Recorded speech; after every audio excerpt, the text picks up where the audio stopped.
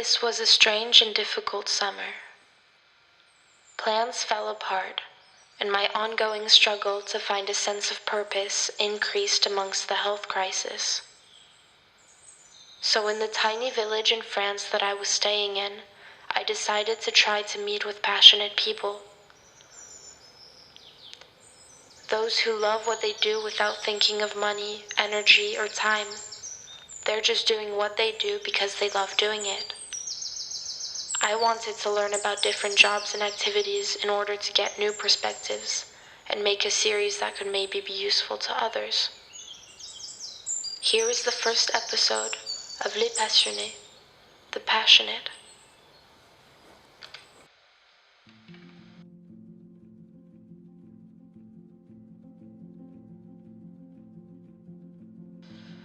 A few weeks ago, I spent a day with Jean-Pierre to show me all of the steps that it takes to harvest honey, and also to talk about his passion, beekeeping.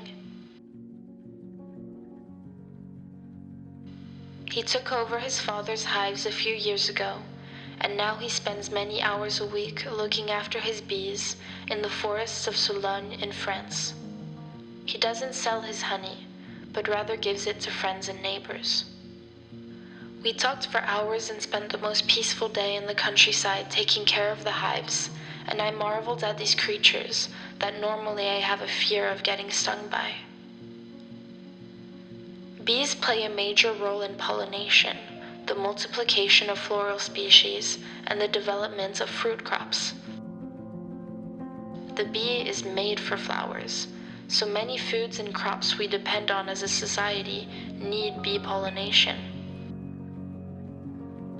In a beehive, there are 13 different professions, such as nurses, undertakers, architects, or foragers.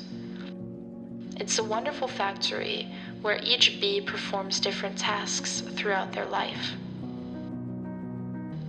The hive is made up of two main parts: the private domain, where the colony and the queen live. In this space, the queen lays eggs, and the bees store honey and pollen. Everything stored there belongs to the bees. The hive that's higher up is the domain of Jean-Pierre, from which he draws the honey that he will use. The bees fill their hive with honey for their survival, before making a surplus that we can then harvest and consume as humans. A bee travels about 2 kilometers per day to forage, but can go up to 9 kilometers at times. When a forager has found a very good spot, they can inform others by the language of dance the place of the foraging. Bees do not need humans to live and produce honey. They can be satisfied with a hole in a trunk, for example. However, the beekeeper will make sure to simplify the work of the bees, for example by placing pre-built wax frames, moving the hives to the best grounds, making sure to protect them from weather or predators, and adjusting the size of the hive to its storage needs. The beekeeper, in the end, collects only a small part of the honey production from the hive. I could tell that Jean-Pierre cared for his bees in the way that he talked about them, but also through his actions during the day. He was careful in making sure that he wasn't hurting any bees during the harvesting process. He also showed me how not to disrupt the hive when getting close, and told me funny stories about going to get hives that had settled in houses or places too close to humans.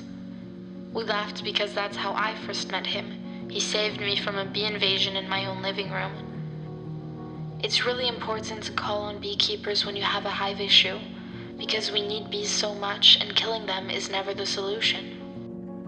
Once we got back to his home, he showed me how to extract the honey using centrifugal force. By placing the frames into the machine and spinning them around really quickly, the honey collects on the sides and then it's ready to be put into a pot. And I have to say, it was so delicious. Thank you for watching and see you in episode 2.